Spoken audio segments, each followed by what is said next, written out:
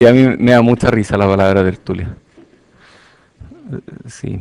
Ya, entonces hablemos de cosas varias. Deberíamos ver lo del capítulo 3. Y había preguntas de aquí, así que vamos con el capítulo 3. Había preguntas del funcionamiento del diodo. Entonces, alguien me preguntó por ahí qué pasa con el voltaje integral de la unión. Vamos a la unión. Con este voltaje que aparece acá, este voltaje de barrera, que en el libro Cedra Smith lo que dice, yo lo he leído, que este voltaje se cancela con estos voltajes de acá. Mi humilde opinión es que eso es una simplificación, un poco. Yo diría que es una simplificación porque no es que hay que justo llegaron a esos voltajes, justo. Mi opinión es un poco distinta. A ver, también hablamos de diodos Schottky, ¿se acuerdan de eso o no? ¿Y qué era un diodo Schottky? Metal semiconductor, o sea, un diodo que hace metal. Ah, y aquí hay metal, y aquí hay semiconductor. ¿Será eso un diodo Schottky? Sí, aquí hay uno que es metal, otro que es semiconductor. Entonces, ¿esto será un diodo Schottky? Ya, yo no hablé mucho de eso, pero se los comento para que sepan. El, para que haya un diodo Schottky, este semiconductor tiene que estar dopado muy suavemente. Al revés, cuando este semiconductor está dopado fuertemente, la unión metal-semiconductor produce una unión óhmica.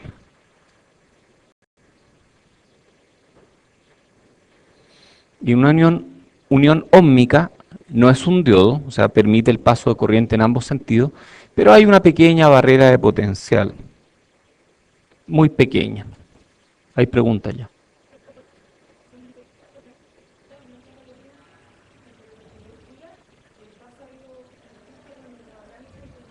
Ajá. Em, no sé la verdad, pero déjame terminar esta primero y de ahí voy allá. Oye, entonces teníamos que cuando hay metal y semiconductor, no sabemos bien lo que pasa aquí. Eh, parece que cuando hay mucho dopaje aquí, esto se convierte en una unión, como dije, óhmica. No hace un diodo Schottky. En cambio, cuando este está suavemente dopado, produce un diodo Zener. Schottky. Quise decir Schottky, dije Zener. Entonces, la unión óhmica al final es como una especie de conexión entre un metal y un semiconductor en que no hay diodo para ninguna parte.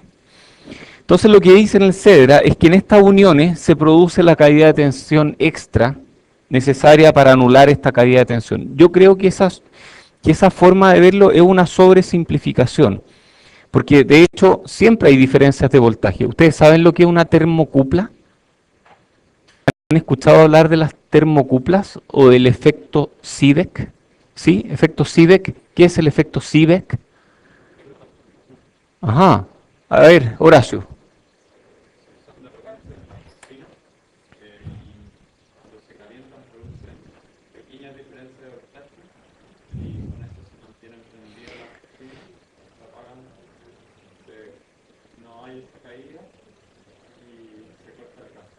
Ajá, o sea, las termocuplas se pueden usar como protección de algo más.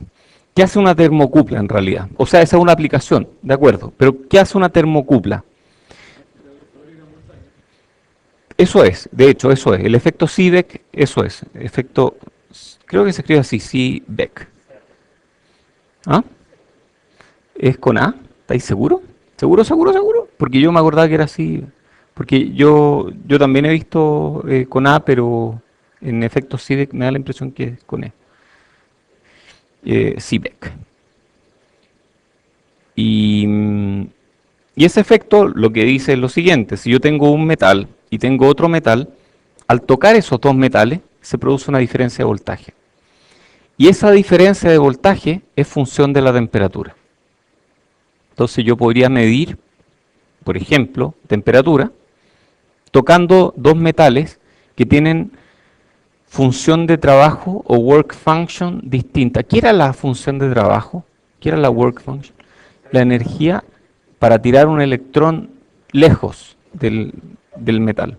Entonces, si hay dos metales que tienen funciones de trabajo o work function muy distintas, se produce una diferencia de voltaje entre ellos. Mismo, llevado aquí, produce que sí, aquí haya diferencias de voltaje. Mi sospecha, esta es mi sospecha, esta es mi interpretación, porque no lo sé así a ciencia cierta, mi interpretación es que si yo pudiera conectarme y medir el potencial aquí, sin una unión de metal, y pudiera medir el potencial aquí, sin una unión de metal, si yo pudiera hacer eso, mediría esta barrera de potencial. Cuando quieres hacer pasar corriente a través de una resistencia aquí, rápidamente lo que va a tener es que estas dos capas de esta especie de capacitor de placas paralelas, estas dos placas se van a mover, porque va a haber una corriente que se va a oponer, y esa corriente que se va a oponer finalmente va a hacer que entre estos dos nodos tú no midas ninguna diferencia de potencial. O sea, estos se van a mover. Esa es mi interpretación de esto. O sea, yo creo que esa barrera sí existe aquí, y probablemente existe aquí también. Entonces, ¿cuál es el tema? Cuando tú conectas un multímetro aquí y quieres medir esa diferencia, el multímetro realmente es una gran resistencia. Esa gran resistencia va a hacer que en el primer instante, porque aquí también hay capacitancia, pase una pequeña corriente, muy pequeña, que va a equilibrar este voltaje y este voltaje finalmente. Porque si hubiera voltaje, si hubiera una diferencia a través de esta resistencia grande, esto sería una fuente de voltaje, y no lo es. Entonces va a haber un pequeño movimiento de carga y va a llegar a equilibrio. Y cuando esté en equilibrio, no va a haber corriente acá. Porque si hubiera corriente, esto estaría entregando potencia. Como no va a haber corriente aquí, este voltaje y este voltaje van a ser iguales. Y para que estos dos voltajes sean iguales, el voltaje que hay aquí tiene que anularse exactamente con los voltajes que aparecen allá. Por eso yo te decía, una sobresimplificación lo que sale en el libro. Lo que pasa es más o menos eso, pero un poquito más complicado. Esto está en mi interpretación. A mí nunca me ha dado una explicación, nadie me ha dado una explicación más convincente de qué es lo que pasa en la Unión. Pero es curioso, ¿eh? No es un tema que todo el mundo sepa, ¿no? Tiene que ver, es parecido. Suele ser parecido, pero lo cual es curioso porque uno en la curva, esto es bien raro, ¿ah? Uno ve que la ecuación es I por E a la B partido por BT. Aquí en ninguna parte aparece 0,7. Entonces, súper raro, porque esto es una exponencial. Ya, ok, pongámosle el menos 1. Es una exponencial. Entonces, qué raro que estos 0,7 dependan que la exponencial resulte en un 0,7 que al final no aparece en esta ecuación. Y ese 0,7 realmente, si hay un punto de esta ecuación donde debiera estar metido, es en I. Porque 0,7 no está aquí, no está aquí, no está en ninguna parte, entonces tiene que estar en I. Pero ese I depende del área. Entonces esos 0,7 realmente son una consecuencia, esta es mi interpretación nuevamente, de los tamaños de los diodos, de las áreas típicas de los diodos. Para que pase un ampere en un diodo rectificador va a tener del orden de 0,8 volts. Y cuando pasa menos, cuando pasan, no sé, 10 miliamperes va a tener 0,6 volts. Entonces está del orden de 0,7 en diodos típicos. Pero eso es un valor típico para diodos comerciales. No es que eso sea un valor fundamental. ¿De acuerdo? Pero sí se parece al voltaje de barrera. Ya. Oye, Bárbara me hizo otra pregunta. Quiero atender esa pregunta. A la capacitancia. No, pues tú me preguntaste de la corriente del diodo Zener. Ah, sí.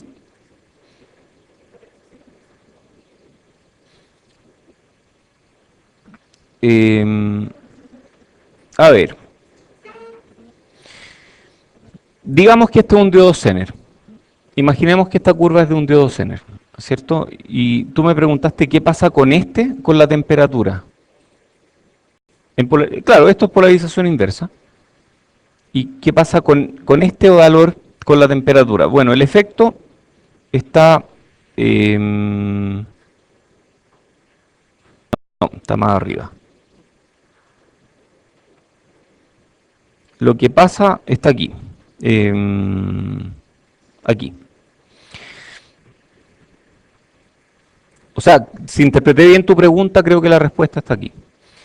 Dice aquí que cuando estamos en región de ruptura puede ocurrir por dos razones, por avalancha o por efecto Zener. Y el efecto Zener es efecto túnel, o sea, es cuando hay dos materiales que están a distinto potencial muy cerca, hay una barrera de potencial entre ellos y esa barrera de potencial es capaz de evitar que pasen electrones. Sin embargo, cuando están muy, muy, muy cerca, los electrones pasan igual y pasan por un tema de mecánica cuántica.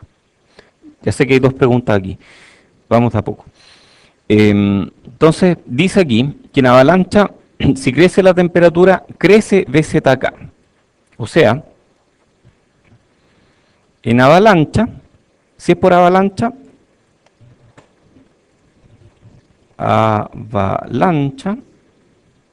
temperatura crece.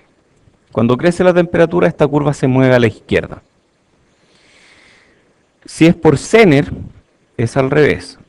Zener, temperatura crece, se mueve hacia esa dirección. Y cuando es una combinación de los dos,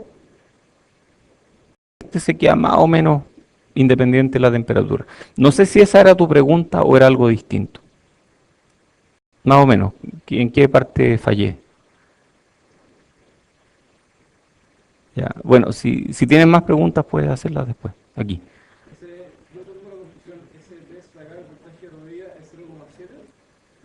No, este no. No, pues este es menos 500 volts, típicamente. Sí, es menos 500, puede ser menos 500. A ver, cuando es avalancha es muy grande, es menos 500 volts, menos 700 volts. Cuando es efecto túnel es menos 5 volts, menos 4 volts. No porque el bandgap es muy chico, sino que esto es un poco más complicado de ver. Cuando hay efecto túnel, el bandgap se ve en estos gráficos de manera vertical. Es la diferencia entre estos dos. ¿De acuerdo? El efecto túnel ocurre cuando el espesor de esta región de agotamiento es tan chico, si están polarizados en forma inversa. Vamos a forma inversa mejor. Si esta distancia, que esta distancia se mide en metros, ya ok, Angstrom, pero estamos hablando de distancia, una distancia física. Si es tan chica esta distancia, entonces estas curvas van a verse así. El bandgap sigue siendo el mismo que antes, pero las curvas están tan cerca que un hueco aquí puede pasar hasta allá y un electrón aquí puede pasar hasta allá. Ese es el asunto. Cuando esta distancia es muy chica, cuando la distancia horizontal, no la vertical. Por allá.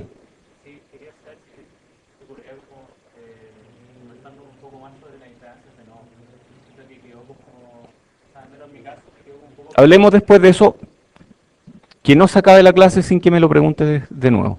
Quiero responder una pregunta que me hicieron hace un rato atrás, respecto ¿de qué era tu pregunta? Ya se me... del MOSFET. Ya, entonces, ¿terminamos con diodos, no? ¿O hay más preguntas de diodos? Eso. Mira, inductancias parásitas, yo nunca he escuchado que alguien se preocupe mucho de la inductancia parásita de un diodo. Tiene inductancia, o sea, ¿qué es una inductancia al final? Un montón de electrones moviéndose todos juntos en una dirección. Eso lleva a inductancia, eso produce un campo magnético, eso almacena energía de alguna forma. Entonces cualquier cable tiene inductancia. ¿Es verdad eso, no? Cualquier cable tiene inductancia. Yo puedo decir con firmeza que cualquier cable tiene una inductancia parásita. Sí, todos los cables tienen inductancia parásita, todos. incluso dentro de un chip. Están los chips a este profesor. Incluso dentro de un chip. Este es el encapsulado. Entonces estas son las patitas del chip. Dentro está el die. Y para conectar el die o el chip al encapsulado se utilizan unos wire bonds, que son unos alambritos delgaditos, unos pelitos de oro pero muy delgados, del orden de 50 micrómetros de diámetro. Pueden ser más chicos, pueden ser 25 micrómetros, son muy delgados. Esos pelitos tienen inductancia parásita, súper delgadito, y tienen una inductancia parásita que es del orden de 1 nanohenry por milímetro. O sea, si yo quiero modelar los efectos en un chip, tengo que agregarle nanohenry ahí. ¿Nanohenry es harto o es poco? Depende de la frecuencia, realmente depende de la frecuencia. Entonces, si lo voy a hacer funcionar a muy alta frecuencia, ese nanohenry eventualmente va a ser relevante. Entonces, ¿cuánto me importan? No sé, es difícil decir. Es súper difícil decir. A mí me encantaría darte una respuesta, pero no la tengo. Porque ¿cuánto importa esa inductancia parásita y de qué valores? Puedes ver en la hoja de datos cuánto es esa inductancia. Y se debe a efectos de electrones que se están moviendo en un cable, en el fondo. O sea, es lo mismo que la resistencia. La resistencia parásita es la resistencia tanto en el material como en el contacto y luego en el cable.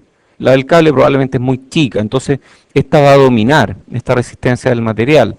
Y uno la puede calcular y ya, ok, hagamos que esa resistencia del material sea lo menor posible. Entonces, hagamos que sea el material lo más delgado posible. Se puede hacer, pero hay una resistencia parásita. Entonces existe y depende de la fabricación. No es fundamental, pero existe. Perdón, había una ya.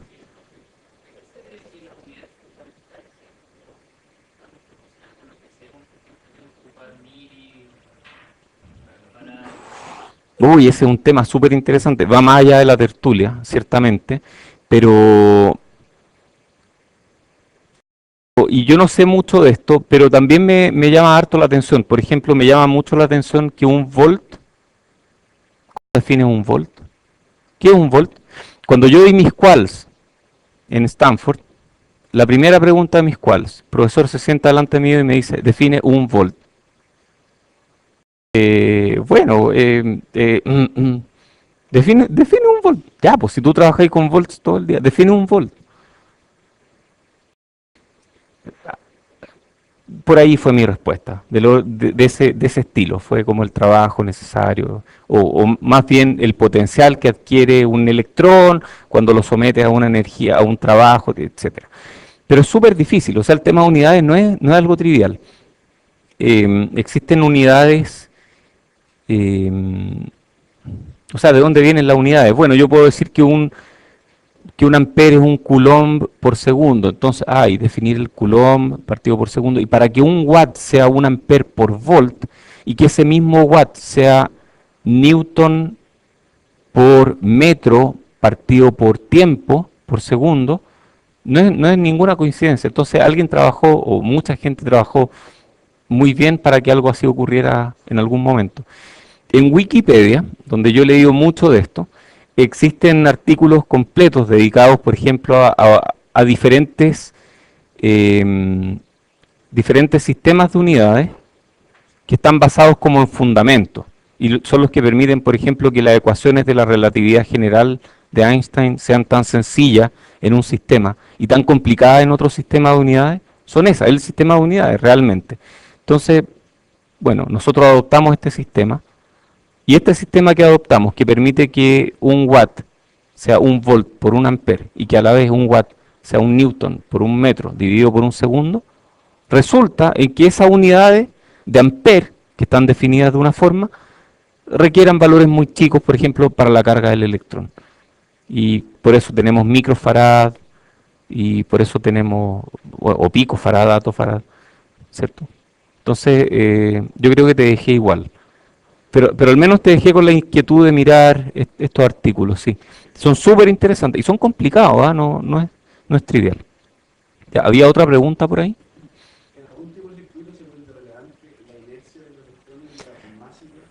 Mi sospecha es que no, porque las fuerzas electromagnéticas, que son las que mueven los electrones, son muchos, pero muchísimos, órdenes de magnitud mayores que cualquier cosa que tenga que ver con la inercia. Entonces mi sospecha es que no. ¿Sí?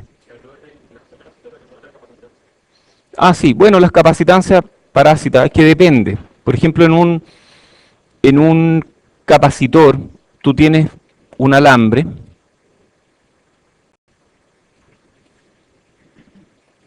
tú tienes un alambre, perdón, en un diodo, una unión PN, y tienes otro alambre. ¿Qué es una capacitancia?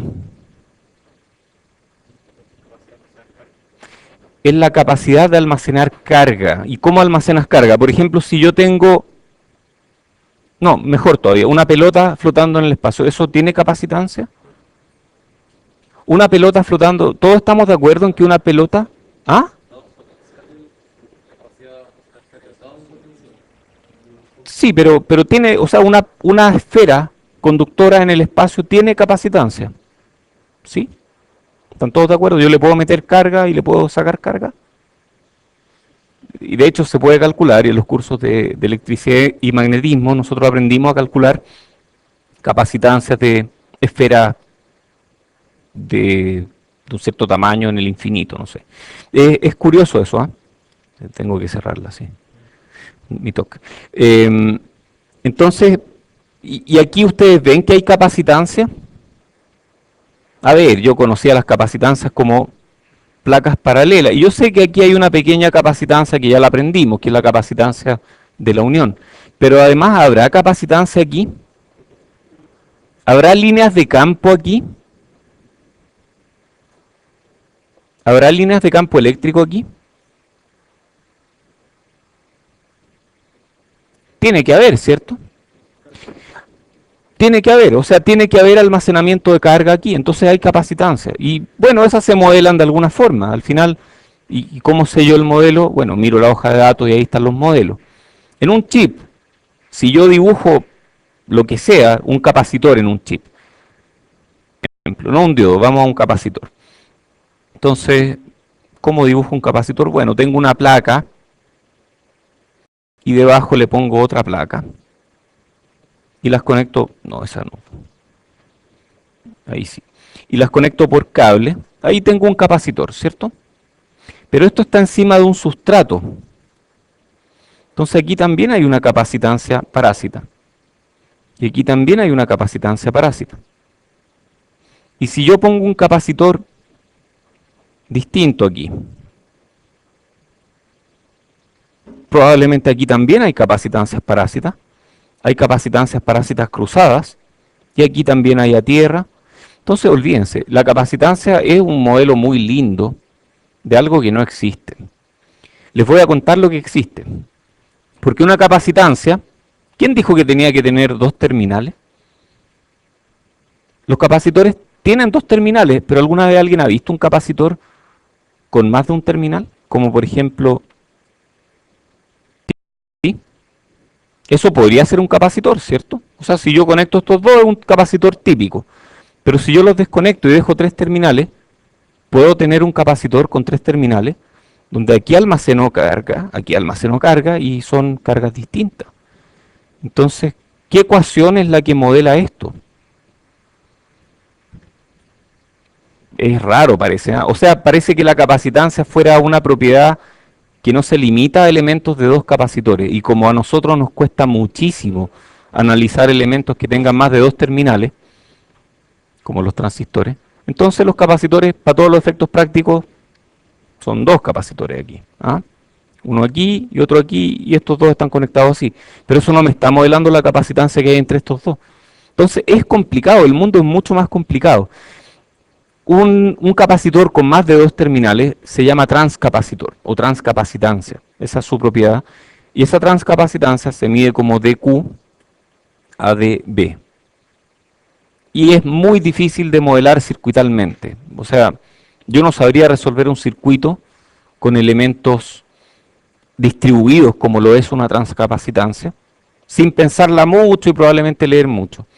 En cambio, un capacitor de dos terminales, yo sé voltaje versus corriente, sé cómo están relacionados, entonces es fácil.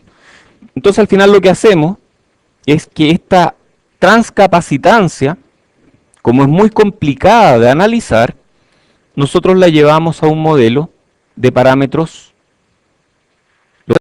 distribuido, ¿ah? Concentrados. Concentrado. Entonces concentramos toda la capacitancia parásita entre este nodo y este nodo aquí. Y toda la capacitancia parásita entre estos dos nodos aquí. Y hacemos como que ahí hay un capacitor parásito y decimos este tiene un valor alfa veces el valor de esta capacitancia. Y este tiene beta veces esa capacitancia. Donde beta puede ser un 1% y alfa puede ser un 10%. Y luego decimos estos dos tienen, no sé, otro valor que depende de este perímetro, de esta área, y esos son modelos que nos dejan tranquilos. Pero lo que está ocurriendo en la física realmente es mucho más difícil de modelar. ¿Alguien sabe modelarlo? ¿Alguien sabe lo que son los elementos finitos? ¿Alguien ha escuchado hablar de modelos de elementos finitos? Que en el fondo lo que hacen es tomar un elemento finito de aquí, tomar otro elemento finito de aquí, y decir, entre este punto y este punto hay tales líneas de campo. Entre este punto y este punto hay tales otras líneas de campo. Y tratar de armar un modelo de capacitancia. Y para eso existen programas de computación que se llaman 3D Solvers o EM Solvers, que hacen exactamente eso. Tratan de entender cómo son las líneas de campo eléctrico y magnético en sistemas complicados donde la forma de las cosas no importa. Entonces, volviendo a la pregunta, que no sé quién la hizo, los modelos de capacitancia al final son súper complicados si uno va a lo microscópico. Si uno va a lo macroscópico, ahí yo puedo hablar de un diodo que tiene una capacitancia y afortunadamente en la hoja de datos me dicen cómo modelar esa capacitancia. Así que lo que yo les estoy contando, que es lo que yo sé, es la punta del iceberg, pero que es suficiente para resolver la mayoría de los problemas. ¿Sí?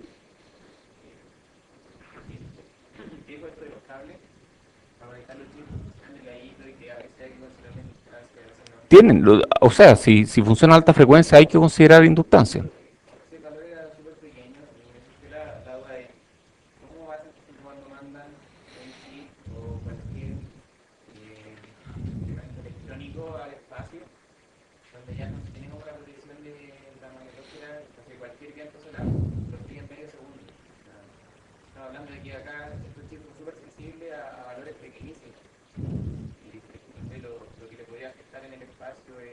No, es terrible. El espacio es un ambiente terrible. Y efectivamente hay precauciones. Eh, a propósito, me acordé de algo. En CERN hay unos imanes gigantes. Y cuando hay chips al lado de imanes y tienen estos wire bonds, y por esto circula algo de corriente, y tiene imanes variables, estos wire bonds se mueven, literalmente, por efecto de... O sea, lo que tú dices no es descabellado. Y en el espacio pasan cosas aún peores, como por ejemplo que pasan partículas subatómicas del estilo rayos cósmicos, que son radiación que destruyen los chips, que literalmente producen, los destruyen el cristal del silicio, ese cristal se destruye porque pasa una partícula que lo rompe, y después de eso el chip deja de funcionar bien. Entonces los chips que van al espacio están... en tema de wire bonds nunca he visto algo extraño, pero sí los chips que van al espacio tienen que estar certificados para ir al espacio. Entonces, yo me acuerdo cuando Chile lanzó su primer satélite, el Fasat Alpha, que fue un fracaso absoluto, y le iban a poner un 386. Y yo decía, pero ¿cómo desperdician un satélite para un 386? Y yo era un niño en ese tiempo. ¿Ah? Ah, perdón, ustedes son niños. Son demasiado jóvenes. Un 386 es una familia de procesadores. Yo decía, ¿cómo van a poner un 386 si podrían poner un 486 o un 586, que después le llamaron Pentium y de ahí en adelante todos fueron Pentium? Pentium 5, Penta, 586 ya. Claro, ahí empezaron a tener nombres comerciales, pero antes los Pentium no se llamaban Pentium, se llamaban 8486. Y para evitar el 80 hablamos de un 486, sí. A los amigos, así como si tripio. 80, 486, 486, ya. Entonces estaba el 386 y yo decía, ¿para qué van a mandar un 386 si podrían poner un 486 o un 586? Y, y la razón yo no la sabía en ese momento y después la aprendí. Y es que en ese momento los 386, ciertos 386 estaban certificados para ir al espacio, mientras que los 486 no estaban certificados. Y eso significa que si van al espacio probablemente dejen de funcionar, puede que no, pero nadie te asegura que vayan a funcionar bien. Si uno quiere que el asunto funcione, entonces mejor manda cosas que estén certificadas para el espacio. La gente de la Universidad de Chile entiende bastante bien esto. Yo tengo un alumno de magíster compartido, o sea, yo soy co-supervisor de él, que es de la Universidad de Chile y él está diseñando un circuito para un satélite. Ellos hacen satélites, lo cual es interesante. Nosotros hacemos chips, que también es interesante. Y él ha aprendido mucho y yo he aprendido mucho de él también. Esto de las certificaciones para ir al espacio es un tema complicado. Sí. Oye, quiero responder la pregunta de Javier, que ya ni me acuerdo cuál era, la que me dijiste al principio de la clase. Ah, de transistores, verdad. ¿Se acabó los diodos? ¿Vamos a transistores? De acuerdo, pero había otra pregunta perdona, es que había otra pregunta que yo creo que va antes de eso, que era la de impedancia de nodos, que prefiero salir de eso antes de ir a transistores. Y hay otra allá. Ajá.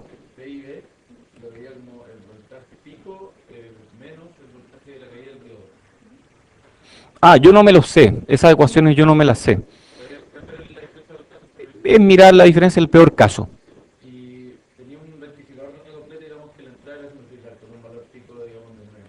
¿Ya? No, mejor. ¿Ya?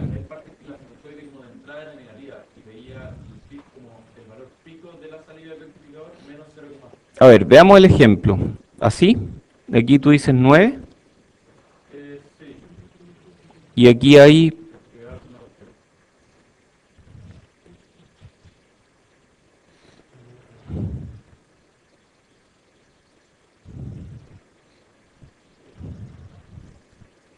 ¿Eso? Oye, ¿cacharon que lo dibujé rápido? Ustedes pueden hacerlo así, ¿o no? Tienen que practicar. Para no, yo sé que están bien dibujados porque he practicado mucho, pero sí es mucho más complicado. Es verdad eso. Ya, entonces, aquí, aquí. Ya, aquí la vamos a poner aquí al medio para que sea más fácil. Entonces la vamos a borrar de aquí. Sí, pero vamos a mirar algo estático. Voltaje inverso pico.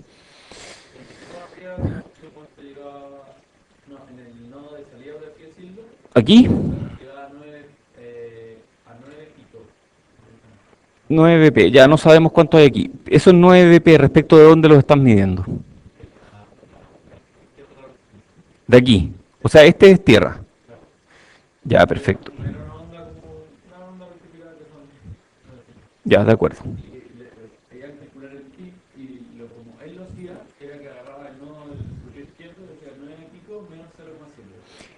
Tú dices que este es 9 bp menos 0,7. ¿Y por qué menos? No.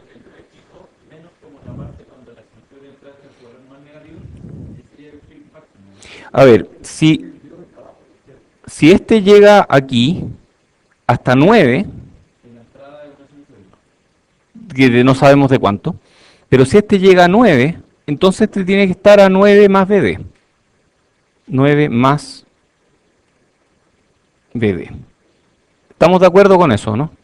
O sea, para que este esté en 9, por aquí está circulando corriente, este tiene que estar a 9 más BD, o este tiene que estar a 9 más BD.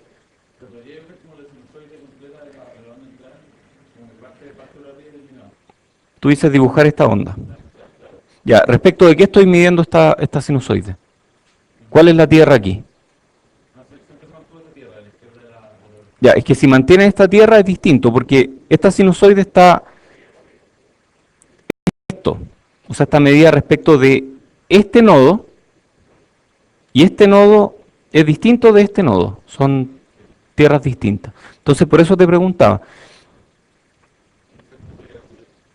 se va a mover, va a tener un offset, sí, pero aparte de eso, tú quieres dibujarla aquí encima.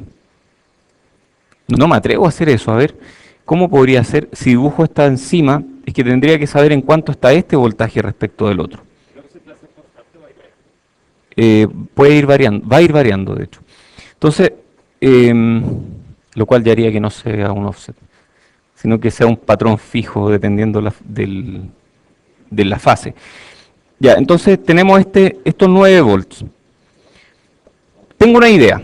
Analicemos qué es lo que pasa cuando está en el máximo valor de la onda. Y de ahí tratamos de extrapolar a ver qué es lo que pasa después. Entonces, si este vale 9 volts, este tiene que valer, digamos que es 0,7 más. Entonces, digamos que este vale 9,7 volts. ¿De acuerdo? Si este vale 9, este vale 0, porque definimos este como tierra. Si este vale 0, ¿cuánto vale este? Menos 0,7 volts.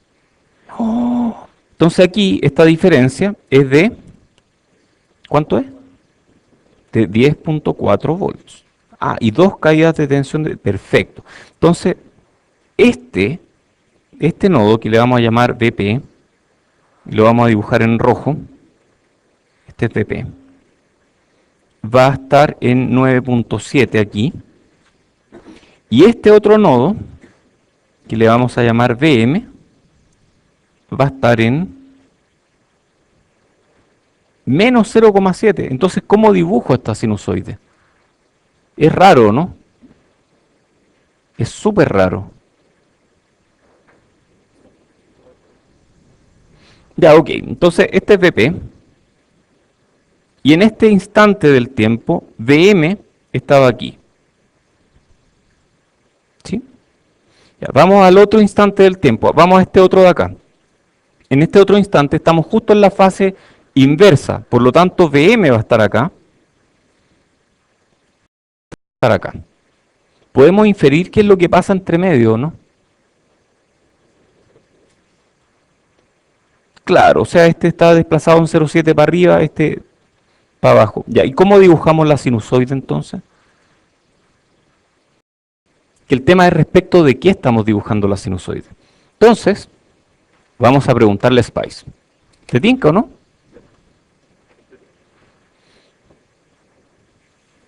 Oh, yo estaba simulando cosas de aquí. Pero ninguno de estos es de la prueba. Este es un circuito para una kermés. Y este es un circuito de una pregunta de un examen. Ya, vamos con este entonces.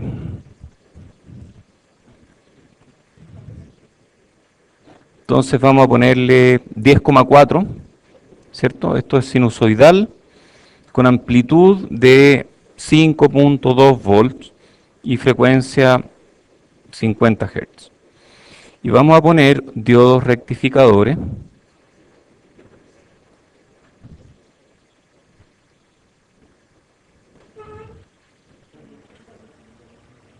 ¿Así es o no? Me cuesta mucho dibujarlo así. Pero sí, así está. Entonces, de aquí, allá, de aquí, allá. Y yo defino que, ¿cuál es tierra? Esa es tierra. Y pongo un R de lo que sea a tierra. Y simulo por, digamos, 100 milisegundos. Entonces vamos a mirar este voltaje respecto de tierra y no, parece que me equivoqué con la amplitud, ¿cierto? ¿Por qué dije que era 5,2? Estaba pensando en punto medio, no sé por qué. 10,4, sí. Ya, ahí sí. Entonces ahí sí está llegando a 9. Y eso es lo que estamos mirando. Y Y eso es exactamente lo que queríamos ver. Ahora, midamos este voltaje de aquí arriba. Según nuestra predicción, debería llegar hasta 9,7. Y llega como hasta 9,7. Y cuando estamos en el otro semiciclo de la onda, llega hasta menos 0,7, que es lo que habíamos predicho. Y si miramos el otro, todo lo contrario. ¿De acuerdo? Eso es exactamente lo que nosotros vimos, lo que pasaba aquí y lo que pasaba aquí, pero no supe graficar lo que hay entre medio. Y ahora miro y en realidad, pucha, no sabía graficarlo porque en realidad es una curva muy rara. Y si yo resto estas dos, si yo resto P0, esto es P001, qué raro el nombre. Si yo resto BN001 menos BN002, que es restar la azul menos la roja, obtengo la sinusoide de entrada. Entonces la sinusoide de entrada realmente como que se va corriendo. ¿Ah? O sea, porque la tierra de esa sinusoide, ¿cuál es la tierra de esa? No hay una tierra, ¿cierto? O sea, es la diferencia lo que es sinusoide.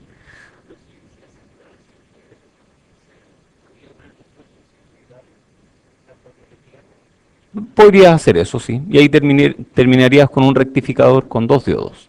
Y podrías hacerlo y ahí ese es más fácil de entender. Pero este otro así como está, es difícil de entender. No es trivial.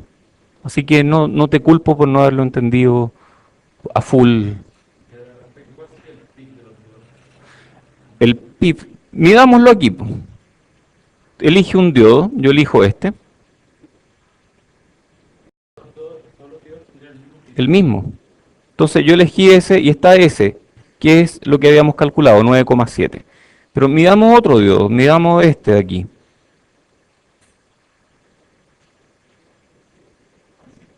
Y es lo mismo, es el mismo voltaje.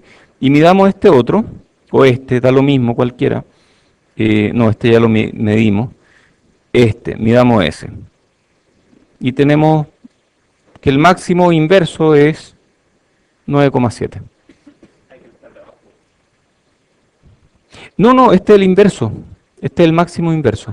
Y este otro, este que está abajo, es cuando está polarizado en forma directa. Así que está bien. Muy bien, ¿más preguntas de diodo o pasamos a transistores?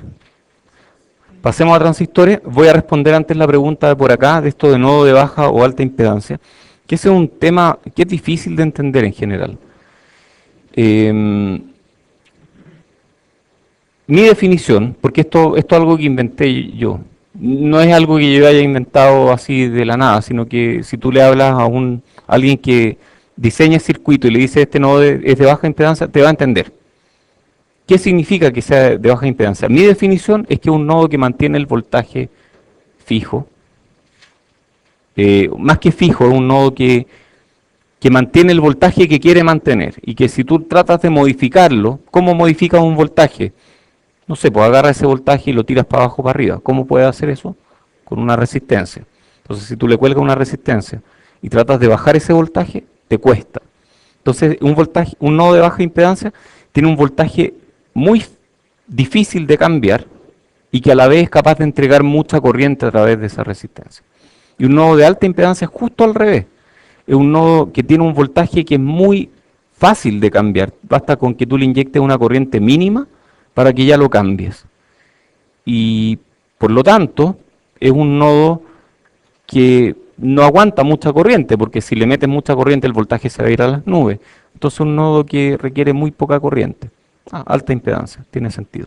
Vamos a volver sobre eso al tiro.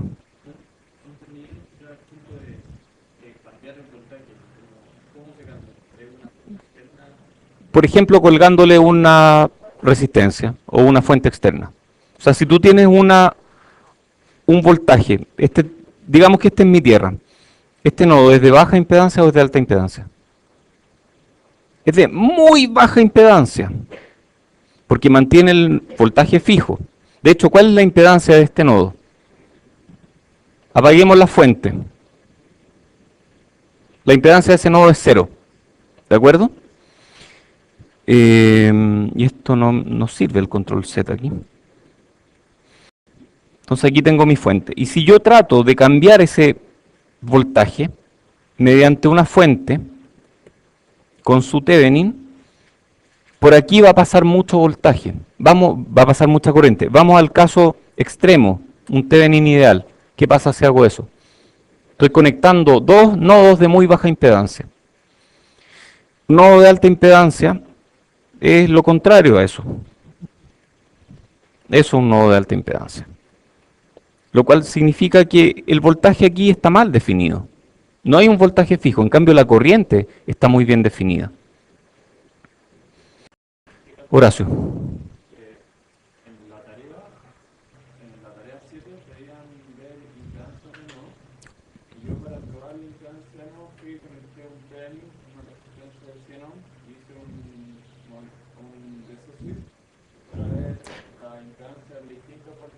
Ojo, que al conectarle un Thevenin tú estás modificando algo en ese circuito.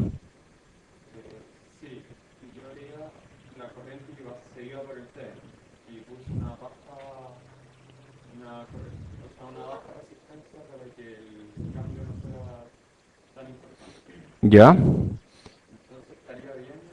Sí, pero ojo, si tú tienes un nodo, a ver, si tú tienes un circuito con su tierra, y tú aquí le conectas, como hiciste tú, un Thevenin, ¿qué voltaje elegiste aquí? Es que hay un tema, porque la impedancia de nodo, qué buen ejemplo me diste, Horacio. La impedancia de nodo es función del punto de operación. Y en un circuito lineal eso da lo mismo, pero en un circuito no lineal que tiene diodos, la impedancia de nodo va a ser función de qué voltaje yo esté midiendo acá.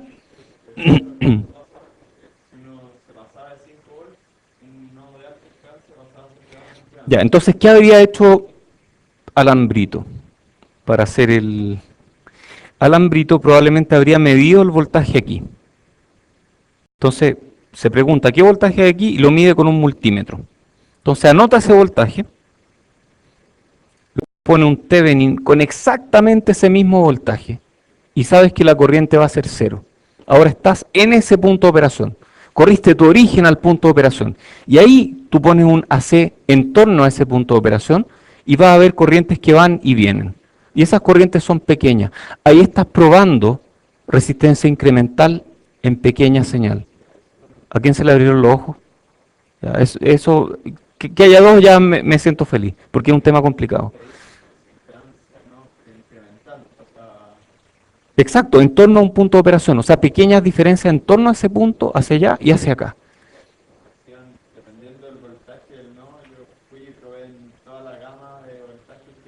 De acuerdo, estaba pensado un poco para eso. Esa pregunta es muy rara, es muy creativa. Me estoy tirando flores. Porque, porque apunta a un concepto que es súper difícil de entender, que es la impedancia de un nodo, una cuestión complicada. Una cuestión que en circuito, varios de ustedes fueron alumnos míos en circuito. Yo trato de explicar eso, pero es difícil. Entender el concepto de impedancia de nodo no es algo que uno pueda aprender de una vez. Entonces, por eso lo vamos a seguir viendo y seguir viendo. ¿Y por qué me importan las impedancias de nodo? Porque al final, cuando yo hago un amplificador, el amplificador resulta ser más o menos como una fuente de corriente controlada por voltaje, que tiene una impedancia de nodo muy de corriente alta, tiene una impedancia de nodo tremenda. Y si yo a esa fuente le pongo una resistencia, convierto esa corriente en un voltaje. Entonces, al final, un amplificador es eso. Y es clave entender impedancias de nodo, porque hay nodos que son de alta impedancia y si yo le conecto una baja impedancia, ¿qué le pasa a esa ganancia? Que era el producto entre una transconductancia y una resistencia. Si la resistencia es muy baja, la ganancia se va al suelo. Entonces entender eso es clave. Y las impedancias de nodos se miden incrementalmente, porque como Horacio se dio cuenta, es imposible medir una impedancia de nodo fija si es que varía con el punto de operación en el circuito.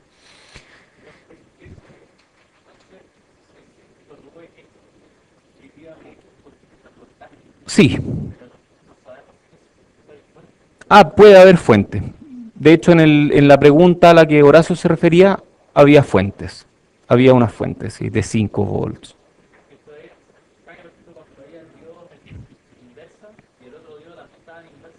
Es súper raro. A ver, ¿qué pasa cuando hay diodos en polarización inversa?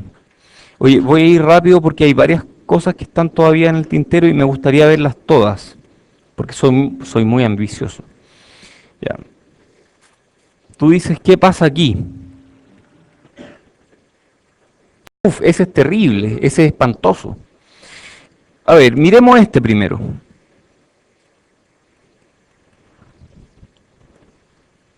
¿Qué es eso?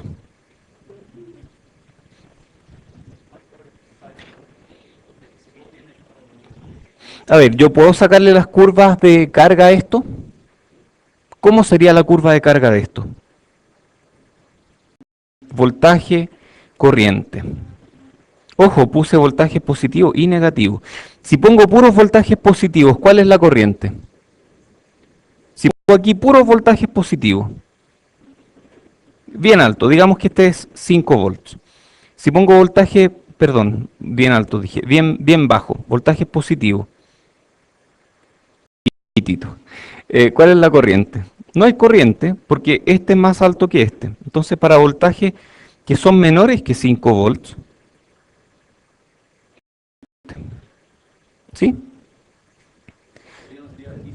Ya, ok, pero aproximémosla. Es como del nodo, sí. Si es que aumento, estamos haciendo la recta de carga de esto. Si es que aumento el voltaje de aquí a más de 5 volts, la corriente crece mucho. Entonces, como que la recta de carga sería algo así.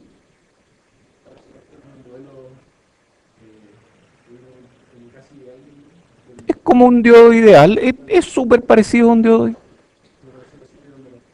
Exacto, movimos ese punto. Ya, ¿qué pasa si le conecto un diodo aquí? ¿Cuál es la curva de este diodo polarizado en forma inversa? ¿Cómo así o no? Uf, sí, es simétrico. No, no sé cómo quedaría. Si este diodo al revés es así, la curva es así, y esta otra curva es así, ¿dónde es la intersección? Bueno, no sé dónde es la intersección, pero va a ser este voltaje, te puedo asegurar que va a estar en 2,5 volts.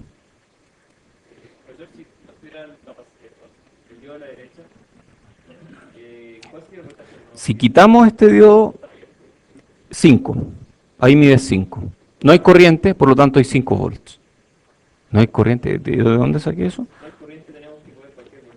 Si no hay corriente, entonces la caída de tensión aquí es cero.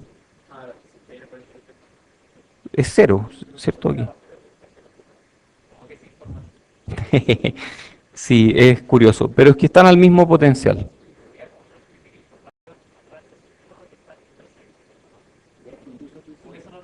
Exacto, al momento inicial algo conduce y carga alguna capacitancia. Pero es curiosa, tu pregunta es muy filosófica y no es fácil de responder. Hoy me han hecho preguntas difíciles hoy día. Bueno, si conecto eso ahí, tengo 2,5 volts. ¿Cómo llego a esos 2,5 a través de curvas de carga? No lo tengo muy claro, la verdad. ¿Ah? Uno se va así, en esa dirección.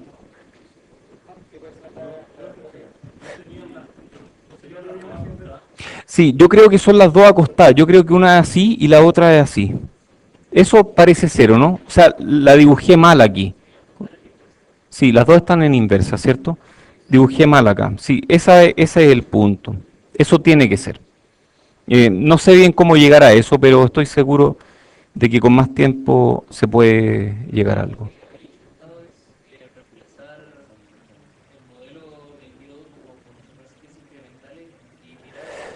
Puede hacer eso, pero tú sabes la resistencia incremental si no conoces el punto de operación.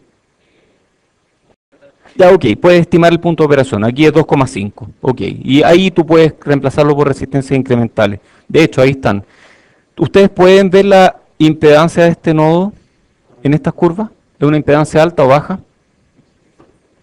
Altísima, porque es el paralelo entre dos impedancias que son muy altas. Y si hubiera dado vuelta a otro diodo, no sé, pues doy vuelta a este, me cambia una de las curvas inmediatamente en un nodo de baja impedancia. Cuando uno está conduciendo es baja impedancia, paralelo entre baja y alta es baja. Oye, me gustaría pasar a transistores, sí. Queda poco tiempo. Me gustaría responder la pregunta de Javier y me gustaría hablar de otras cosas. Había una pregunta de PEMOS. También quiero hablar de eso. Que puede servir para la prueba. Entonces, ya, ¿cuál era la pregunta, Javier? Perdona, te he preguntado no sé cuántas veces.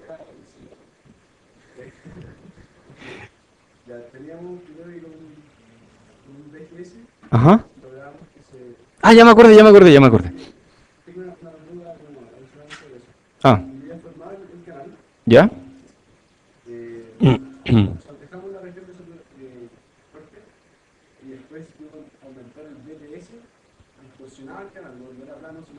Sí, cierto. Aquí. Cuando se completa aquí. Cuando llega justo hasta ahí. Ahí parte la región activa. Eso es una muy buena pregunta. A ver, digamos que yo pongo VGS aquí. Digamos que esta es tierra. Esta es tierra. Yo pongo VGS aquí. ¿De acuerdo? VGS que yo sé que es VT más VOV. Y VOV es el exceso sobre VT. ¿Me sigues? VOV es el exceso sobre VT. Entonces aquí hay VOV. Y ese VOV produce esta profundidad de canal. O sea, el que hay aquí, el voltaje que hay en este punto, esta diferencia, perdón, es VT más VOV. Si yo me muevo acá y la profundidad del canal es 0, ¿cuánto es el overdrive en este punto? Dijimos que la profundidad del canal es como proporcional al overdrive. Entonces, si la profundidad del canal es 0 aquí, el overdrive aquí en este punto es 0. Entonces, esta diferencia acá tiene que ser VT nomás. Si la diferencia entre este punto es VT y aquí es VT más VOV, ¿qué diferencia hay ahí? Tiene que haber VOV. Ese es el punto en el que empieza la región activa. Eso, ahí respondí tu pregunta y ahora viene PEMOS. Ah, ¿sí? ¿Eso? PEMOS, vamos con PEMOS. Sí, sí, son iguales. Hay modelos de estos para, a ver, estos son para región activa, en tríodo aproximamos una resistencia, y estos son región activa pequeña señal más encima. Pero hay otros modelos que son región activa gran señal. Yo no lo uso, lo encuentro, prefiero usar ecuaciones. Porque resistencia. Sí, ya, pues hablemos del PEMOS. Entonces yo había dicho que el PEMOS tiene voltajes justo al revés. Entonces, a ver. Oye, lo lindo de los CEMOS es lo siguiente. Vamos a pasar al azul. Yo tengo un nodo inferior, un riel inferior, y en general, esto no siempre, pero en general yo agrupo los NMOS en torno al riel inferior. Y tengo un riel superior, y en general, no siempre, agrupo los PEMOS en torno al riel inferior. Los VGS que me activan, digamos que estos están en región activa, ¿de acuerdo? Están todos en región activa. Los VGS que me polarizan a los transistores NMOS se miden aquí. O sea, cuando yo me alejo del riel hacia arriba, este transistor se vuelve una fuente de corriente más fuerte. ¿De acuerdo? En el caso del PEMOS, ¿sí? Es como eso, sí. Un canal más ancho. VDS estrangula el canal, sí. Esto es, pongamos un espejo aquí en la mitad. Entonces lo que pasa para arriba es exactamente lo que pasa para abajo, pero al revés. Entonces este está fijo en VDD, y cuando VGS se aleja de VDD, hace que esta fuente sea más fuerte.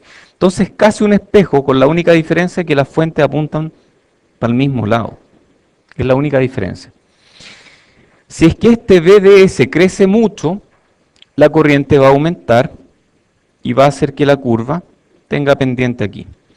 Si este VDS módulo, porque este es S y este es D, aumenta mucho, va a producir el mismo efecto, que la corriente también va a tener una pendiente. Ajá, esa es una buena pregunta. Depende si entra o sale. Ok, se mide en módulo. Si yo mido corriente de Dren, la corriente de Dren es negativa. Te salen las curvas todas al revés.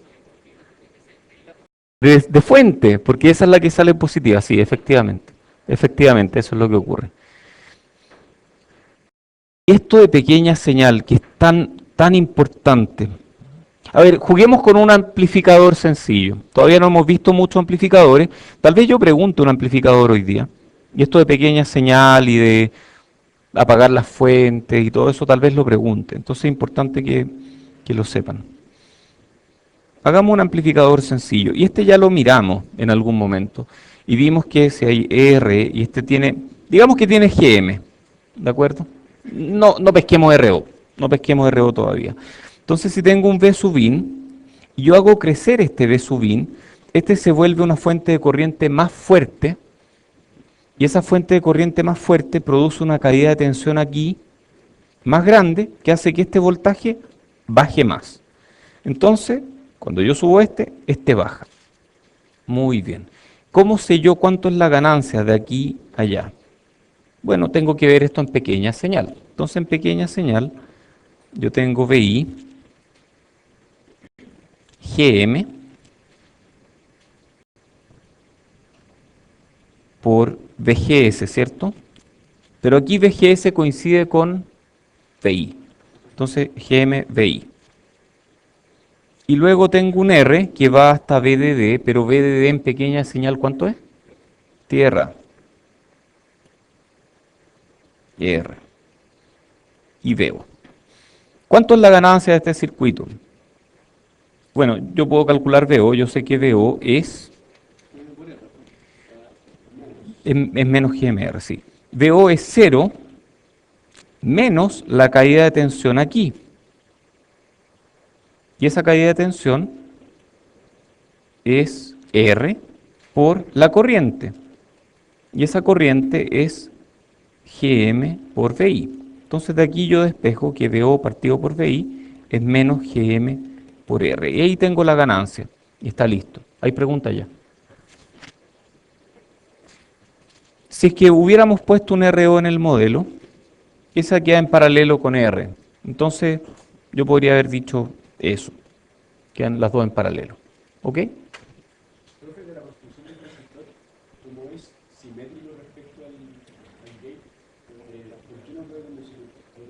Puede conducir para el otro lado. El transistor puede conducir al revés. De hecho, se usa para conducir al revés cuando tenemos, por ejemplo, circuitos de track and hold, que los vamos a ver hacia el final de este capítulo. O sea, sí, conducen para el otro lado.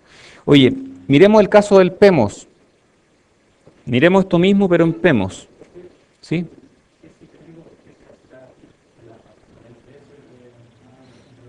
Porque hay que ponerle nombres distintos dependiendo para dónde va la corriente. Uno es DREN de portadores de carga, por ahí se van los portadores de carga. Otro es el que entrega los portadores de carga, es la fuente de los portadores de carga. Pero si la corriente cambia de sentido, cambian los nombres de las patas. Eso no pasa con todos los transistores. No pasa con los BJT, por ejemplo, pero sí pasa con los MOSFET. Oye, vamos al PEMOS. Entonces vamos a hacer lo mismo con un PEMOS. será este mismo amplificador con PEMOS. Si es que este VGS yo lo mido respecto de tierra, ¿cómo se mide el VGS en un PEMOS? Respecto de VDD. Entonces yo parto con VDD, pongo mi PEMOS aquí. Mi carga, yo antes la tenía a VDD. ¿Dónde tiro la carga aquí? A tierra, un espejo, ¿cierto? Y aquí tengo mi voltaje de entrada. A ver, si yo subo este voltaje de entrada, ¿esta fuente se vuelve más fuerte o más débil? Más débil, porque bajó su VGS módulo. Al volverse más débil, ¿qué le pasa a la corriente por esta resistencia? Baja. ¿Qué le pasa a este voltaje? Baja. Wow, ok. O sea, si esto es caja negra, amplificador inversor, misma caja negra, amplificador inversor. No puedo decir cuál es cuál. Muy bien. Si este voltaje baja, ¿esta fuente se vuelve más fuerte o más débil? Más fuerte, porque se aleja de VDD, VGS en módulo crece. Si esta fuente se vuelve más fuerte, ¿qué le pasa a este voltaje? Hay más corriente por ahí, crece este voltaje. ¿Cuánto es la ganancia? No tengo idea. Vamos al modelo de pequeña señal. Entonces, ¿cómo es el modelo de pequeña señal del PEMOS? Esto es S, esto es G, esto es D. Si no le pongo los nombres a las patitas, no sé hacerlo. Así que le puse nombre a las patitas. Si me equivoco, me va a salir mal el ejercicio. Entonces tengo que saber muy bien. Yo sé que el modelo es G, S, D. Va, D.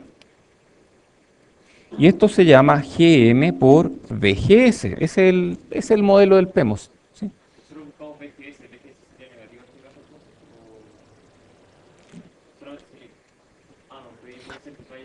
Antes que eso, antes que eso. Esto es S. ¿A dónde va S? Va a VDD, pero VDD en pequeña señal, ¿qué se vuelve? Tierra. Todos saben eso, ¿cierto?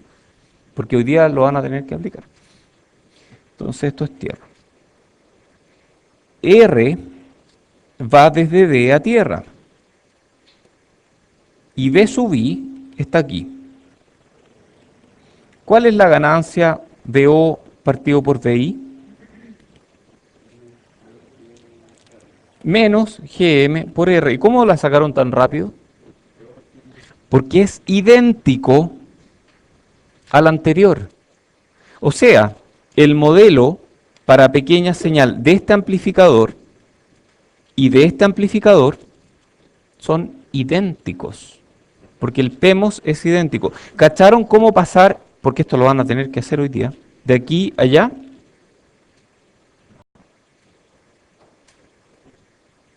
A ver, vamos de nuevo. ¿Qué parte no se entendió bien?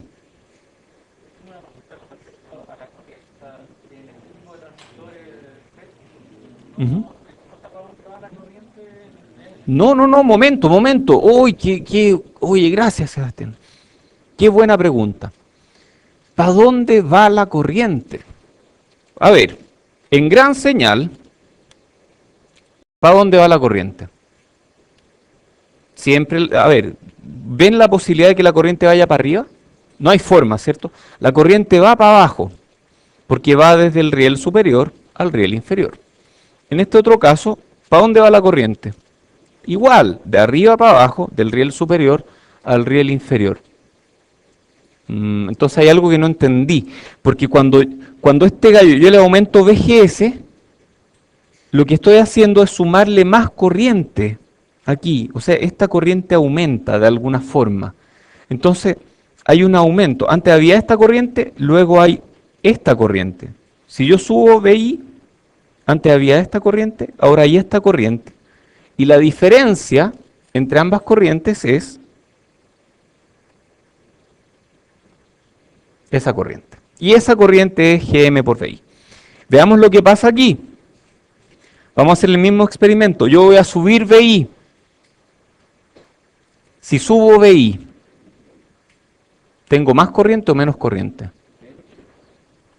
Menos corriente.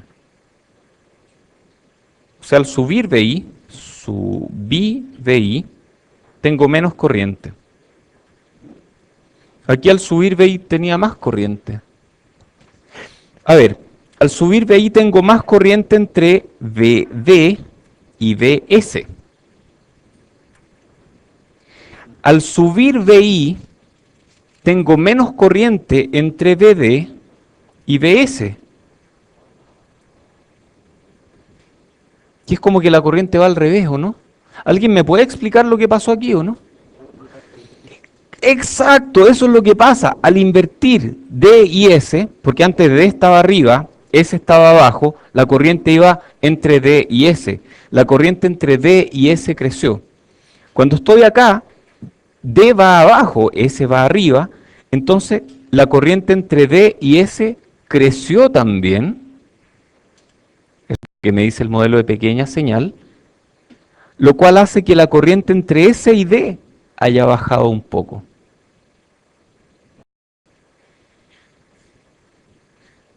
¿Cacharon esa o no?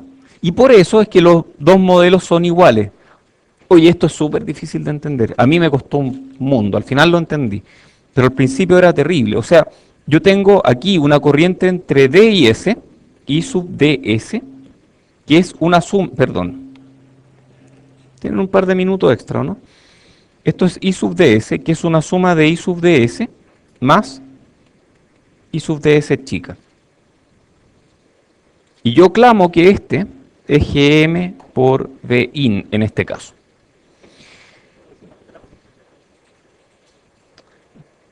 Por ahí va, para cerrar el lazo en el fondo. En el caso anterior, yo tengo un... ¿Qué hay aquí? Tengo un I sub ds negativo, ¿cierto? En el caso del PEMOS, tengo un I sub sd, que es un I sub sd más un I sub sd chico. ¿Estamos de acuerdo, no? Ah, ok, estos son iguales. La idea es que este crezca cuando VGS crece. Si VGS crece, este I sub ds crece. Este otro crece cuando VSG crece. Y si invierto todo, el modelo resultante en pequeña señal es el mismo, porque ese modelo resultante toma en cuenta las variaciones de la corriente respecto del nivel de C. Entonces la corriente aquí no es que se empiece a devolver, sino que disminuyó solamente. Pero no es que se esté devolviendo, la corriente nunca se devuelve, pero en pequeña señal sí es negativa, lo cual significa que si yo sumo gran señal más pequeña señal, en realidad la corriente disminuyó un poco, o aumentó un poco, depende para qué lado. No es que cambie, la corriente DC siempre va a ser grande y siempre va a ser para el mismo lado, porque es DC, polarización, esa no cambia. La otra es la que cambia, y pequeños cambios en torno al nivel DC son los que finalmente me dan la corriente instantánea. Pero lo que a mí me interesa para amplificar son los pequeños cambios. Estas de aquí son las claves para amplificar, las corrientes de pequeña señal. ¿Ayudó un poco a entender esto? ¿Sí? ¿Queda alguna pregunta? Tengo 5 minutos o algo así, por si alguien quiere preguntar algo más. Va, pero es pequeña y va con el voltaje al revés. Entonces el modelo de pequeña señal es exactamente el mismo. Lo importante aquí es conectar la pata correcta al lugar correcto. O sea, ese, a ver, si hubiera estado al revés, imagínense que me hubiera equivocado y le hubiera puesto mal los nombres de los terminales. Esto que estoy haciendo está mal, para que no vayan a hacerlo en la prueba. Si hubiera hecho esto, me habría quedado al revés. Ah, no, estaba bien, ¿cierto? Me habría quedado así, D aquí, S allá. Ah, yo no veo gran diferencia. Habría funcionado, ¿no? A ver, dibujémoslo de otra forma, porque si no, no se va a entender. Yo habría tenido DS. si lo hubiera dibujado mal, yo habría creído que S va con un R a tierra y D va ahí. ¿Tiene algo de sentido este circuito? Ya no amplifica, porque cuando yo subo VG, esta corriente sube, y esa corriente sube y hace que VS suba, y VGS no sube tanto. De hecho, este otro circuito, este se llama de otra forma, y tiene una ganancia que es mucho menor que GM por R. De hecho, la ganancia de este circuito es del orden de 1. VO partido por VI en este caso es prácticamente 1. Qué divertido, ¿eh? O sea, si yo cambio la ubicación de S y D y me equivoqué al hacer esto, tengo otro circuito. Entonces es importante ponerle el nombre correcto a cada patita y luego dibujar correctamente el modelo de pequeña señal para llegar a lo que uno tiene que llegar. ¿Mejor? ¿Sí? Ya pues, ¿más preguntas o estamos? VGS es el que importa. No, aquí es VGS, ojo. Ojo. El modelo de pequeña señal del PEMOS es igual al modelo de pequeña señal del NMOS. Entonces, alguien podría argumentar, no, pues si tú aquí tienes VSG y tienes la corriente yendo hacia arriba. Pero eso es lo mismo que VGS con la corriente yendo hacia abajo. Y este modelo es idéntico al del NMOS. Por lo tanto, son iguales. Son iguales. Si uno le pone bien el nombre a las patas, no hay cómo equivocarse. Pero les voy a hacer una predicción catastrófica. Si no hacen al menos un ejercicio de esto, van a perder 2 puntos en la prueba de hoy día. No, 1 punto. 1 punto, sí. Esa es la parte de desarrollo, sí. Así que tienen que hacerlo, en serio. Tienen que hacerlo.